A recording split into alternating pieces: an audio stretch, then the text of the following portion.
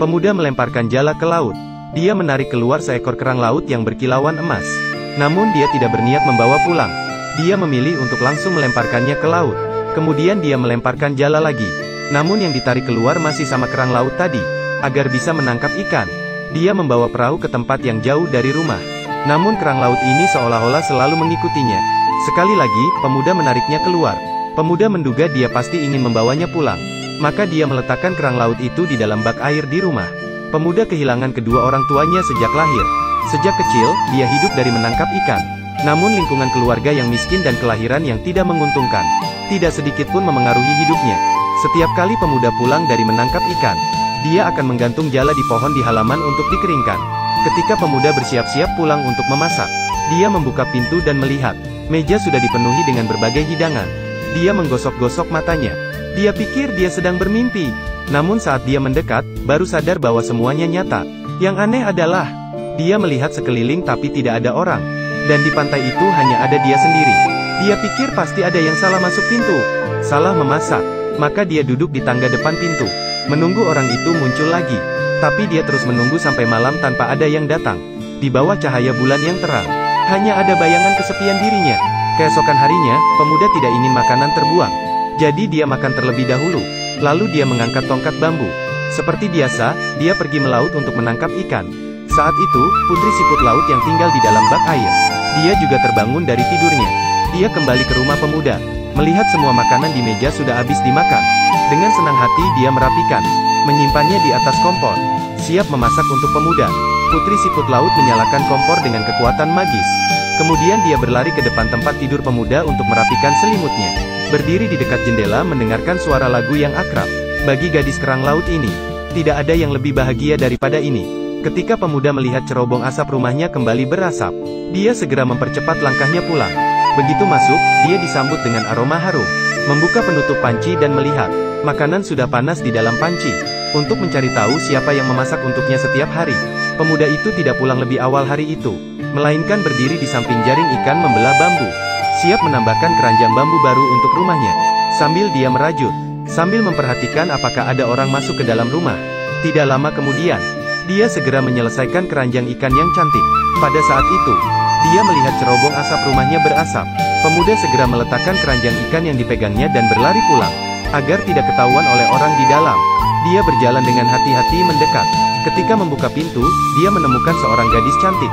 Gadis itu berharap pemuda itu mau menerima dia. Dia bisa membantu mencuci dan memasak, asalkan bisa bersama dengannya.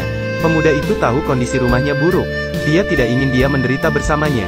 Maka dia menolak permintaannya.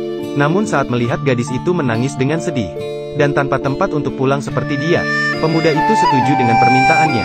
Dan dalam hari-hari berikutnya, meskipun keduanya mengalami kesulitan, mereka lelah tapi bahagia. Perlahan-lahan, gadis itu juga menjadi tangan kanan pemuda itu. Lembut, perasaan cinta yang mereka sembunyikan mulai mekar. Bersama dengan itu, kehidupan mereka semakin sukses. Sejak munculnya gadis itu, pemuda itu tidak pernah kembali dengan tangan hampa setelah pergi melaut menangkap ikan. Setiap kali bisa mendapatkan ikan besar dan gemuk. Sampai 2 orang harus menggunakan tandu untuk membawa pulang. Dan semua ini, semua berkat dari putri siput laut yang besar di laut selatan sejak kecil. Namun hari-hari bahagia berlalu begitu cepat. Ini sudah tahun ketiga siput laut tinggal bersama pemuda. Suatu malam, angin laut yang tiba-tiba bertiup memberitahu siput laut bahwa Dewi Laut memanggilnya kembali ke laut. Siput laut tidak menyadari bahwa 3 tahun telah berlalu begitu cepat. Sudah tiba. Dia tidak bisa tidur karena tidak tega meninggalkan pemuda. Ketika dia memikirkan Dewi Laut akan membawanya kembali, putri siput laut tidak bisa menahan tangisnya. Pemuda terbangun oleh tangisan, dan bertanya mengapa dia begitu sedih. Akhirnya, siput laut mengungkapkan identitas aslinya kepada pemuda, dan mengapa dia berada di sana. Tanpa ragu, pemuda mengayuh perahunya, dan terus maju di tengah badai. Sepanjang perjalanan, dia tidak gentar oleh ancaman ombak. Dengan keberanian dan cinta pada kerang laut, akhirnya sampai di kuil Dewa Laut.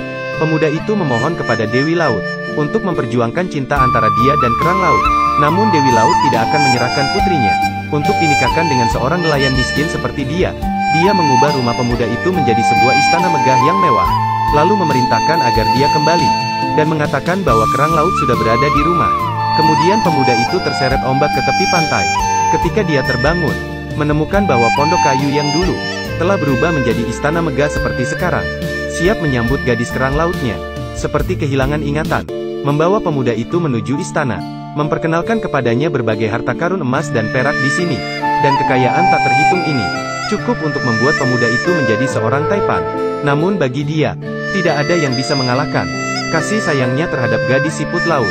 Dia lebih memilih untuk meninggalkan semua itu, demi gadis siput laut yang pernah, gadis siput laut yang selalu bersamanya dalam suka dan duka kembali. Pemuda itu dengan marah, mengarungi berbagai rintangan dengan perahu kecil, dan menemukan kembali Dewi Laut. Dewi Laut mengetahui bahwa dia bukanlah orang yang doyan harta, lalu membiarkan putrinya mendapatkan kembali ingatannya. Namun pada saat yang sama, dia juga mengubah gadis siput laut menjadi seperti nenek berusia 60 tahun. Gadis siput laut melihat wajahnya sendiri, menangis hingga tak bisa berkata-kata. Pemuda itu membuka pintu dan melihat gadis siput dengan rambut perak. Tidak hanya tidak mengeluh, malah menghiburnya agar tidak sedih. Dia akan berani mencari Dewi Laut lagi, dan meminta setengah umurnya, agar mereka bisa menua bersama, dan menjalani sisa hidup bersama. Ketika Dewi Laut melihat pemuda itu lagi, dia tersentuh oleh cinta sejati pemuda itu pada gadis siput. Untuk memastikan bahwa dia benar-benar hanya menyukai kelapa laut, Dewi Laut memanggil semua putrinya, membiarkan pemuda memilih kembali. Namun pemuda melihat sekeliling dan tidak menemukan. Kelapa laut menundukkan kepala dengan sedih. Akhirnya Dewi Laut melewati beberapa ujian ini, mengetahui bahwa pemuda adalah orang yang layak dipercayakan seumur hidup, menyetujui agar putri kelapa laut tetap tinggal di dunia.